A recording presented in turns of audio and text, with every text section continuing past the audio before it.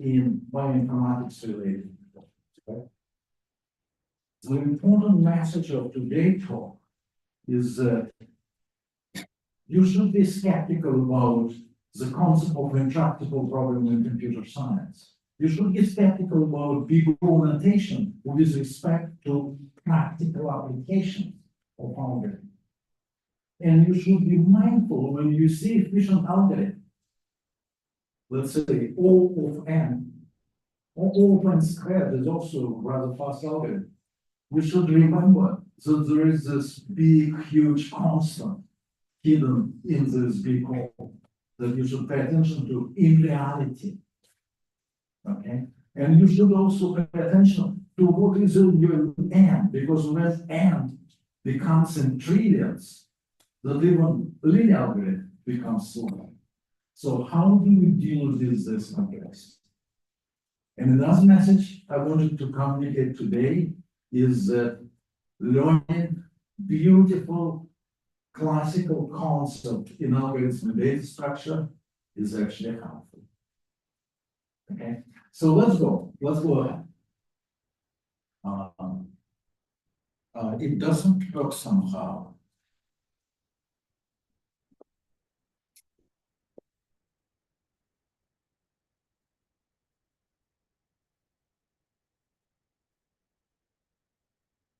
Works?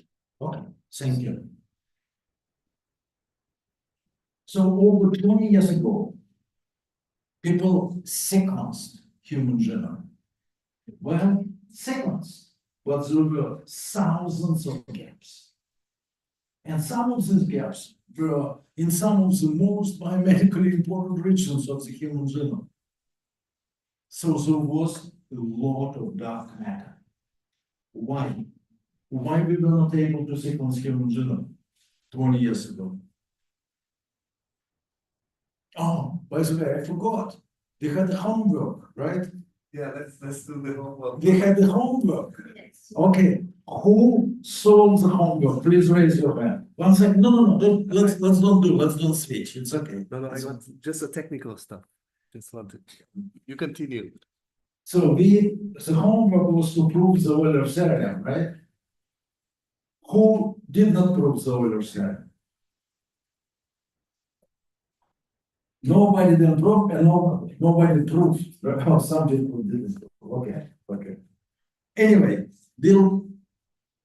since I already started, if time allows, we'll return to the proof of Euler theorem. I remember that I was giving a talk in high school in St. Petersburg. It's a very famous high school for gifted children.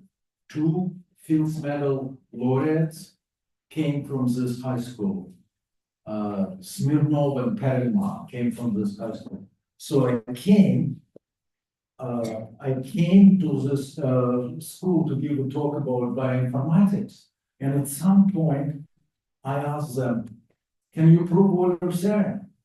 And one kid, like maybe 15 years old, 16 years old, raised the hand, went to the blackboard, and proved it just on the fly. Anyway, we'll postpone it. Let's assume that we'll talk about this later.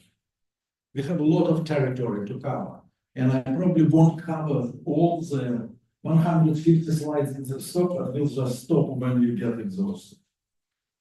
Okay, it was a drug genome with many gaps.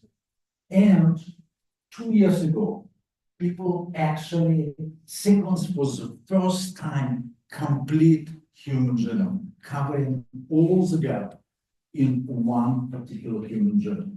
And this project, the person who actually developed software solving for assembling was Sergey Nuk. He is my former student, and we'll talk about him later. So in this paper that was accomplished by telomere consortium, maybe 100 people from different universities trying to assemble the genome, it was a very large project. It was There are a lot of algorithm developed, but still a lot of semi-manual work to complete this job. Yes, and now one of the biggest projects at National Institute of Health in the US is the Human Pangenome Project, which is a project to sequence completely hundreds of human genomes. Why are we doing this? Why it is so important that NIH is willing to spend probably $100 million for doing sequencing one more human genome completely. Sequencing incompletely now is a trivial task, push of a button. But sequencing completely is still a very challenging algorithm task. First, we wanted to learn more about the dark matter of the genome, and this dark matter is actually very different across different people. For example, some of the most biomedically important genes are, can we maybe remove it? I don't know. Immunoglobulin genes that are responsible for forming antibodies that fight disease. And these immunoglobulin genes are very variable across people in this room.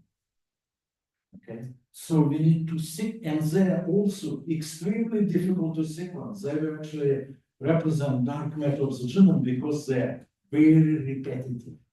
And repetitive regions of the genomes are difficult to sequence. Okay? There is even a reason why genes like this, these important genes, are so variable, because there is this concept of disruptive selection. Imagine that we all have the same immunoglobulins and the same antibody. And a new deadly virus comes in and it kills everybody because we don't have defense against this new virus. We all have uniform immune system.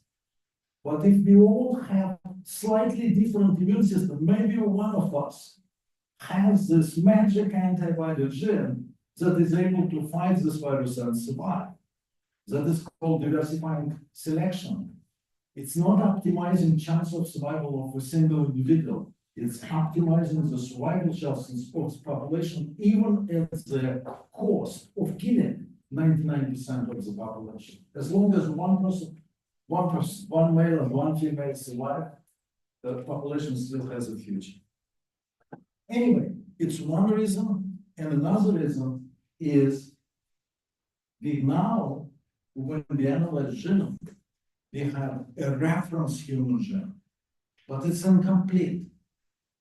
Now we want to have pangenome that represents essentially a graph that, and passes in the graph represent hundreds of human genomes. And a lot of work now is about building this pangenome graph that incorporates knowledge about multiple human genomes. So there are many DNA sequencing projects that are going on. Human Pangenome project I already mentioned. They are planning to sequence all genomes of all vertebrates completely and many more. So how can we do this?